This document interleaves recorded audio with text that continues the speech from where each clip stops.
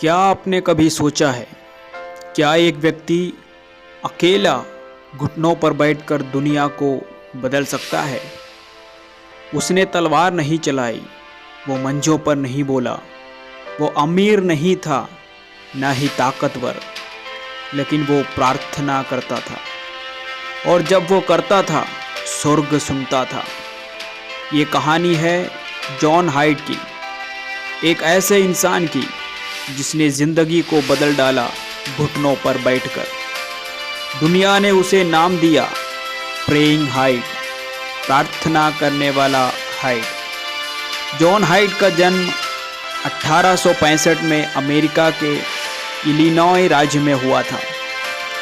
वो एक परमेश्वर भक्त घर में पले बढ़े। उनके पिता एक पादरी थे। घर में रोज बाइबल पढ़ी जाती थी और प्रार्थना होती थी। लेकिन जॉन शुरू से आत्मिक नहीं थे।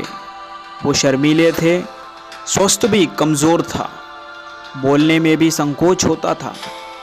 बाद में उनकी सुनने की शक्ति भी कम हो गई थी। वो इंसान नहीं थे जिसे लोग कहें ये तो बड़ा काम करेगा। लेकिन परमेश्वर इंसान का चेहरा नहीं, दिल देखता है, और जॉन का दिल जलने ही वाला था। 1892 में जॉन हाइड ने अमेरिका छोड़ दिया और भारत के पंजाब इलाके में मिशनरी बनकर आए।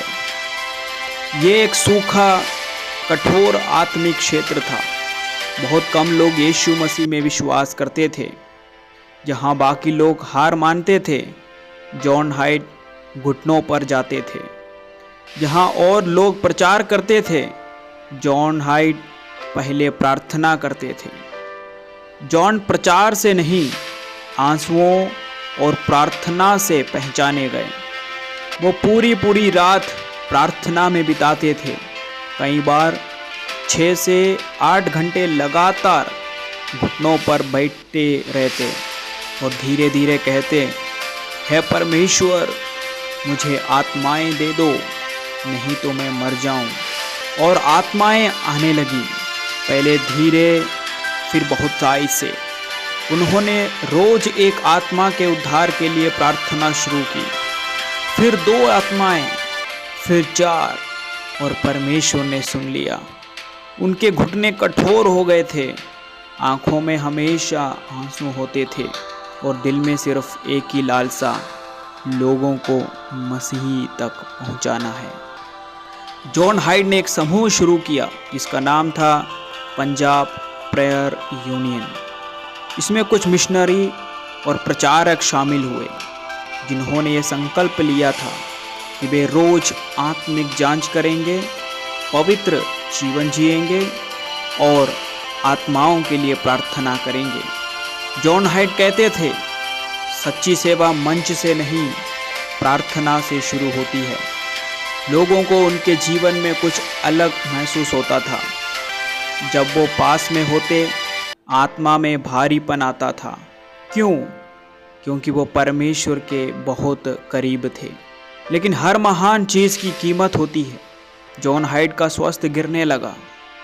डॉक्टरों ने बताया कि घुटनों पर ज़्यादा देर बैठने और लगातार प्रार्थना करने से उनका हृदय अपनी जगह से खिसक गई थी। लेकिन फिर भी उन्होंने रुकना नहीं सीखा। आखिरी दिनों तक उनके होठों पर बस एक शब्द होता, यीशु, यीशु, यीशु। 1912 में केवल 46 वर्ष की उम्र में वे इस संसार से विदा हो गए। लेकिन उनकी प्रार्थनाएं आज भी गूंज रही है। जॉन हाइड ने कोई किताब नहीं लिखी, उन्होंने चर्च नहीं बनवाए, उन्होंने कोई नाम नहीं कमाया, लेकिन उन्होंने स्वर्ग में इतिहास रचा। क्यों? क्योंकि उन्होंने अपना जीवन प्रार्थना के लिए दे दिया।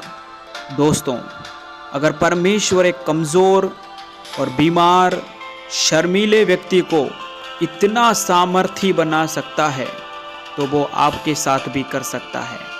आपको मंच की ज़रूरत नहीं, एक कोठरी की ज़रूरत है।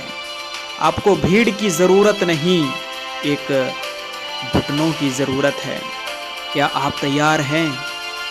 अपने घुटनों पर झुकने के लिए, प्रार्थना में रोने के लिए, लोगों के लिए, देश के लिए, परिवार के लिए खड़े होने के लिए। क्योंकि याद रखें, जब आप परमेश्वर के सामने घुटने टेकते हैं तो आप किसी भी परिस्थिति के सामने खड़े हो सकते हैं। जॉन हाइड जैसे बने, एक प्रार्थना योद्धा बने घुटनों पर। परमेश्वर आप सबको आशीष देवे। आमीन।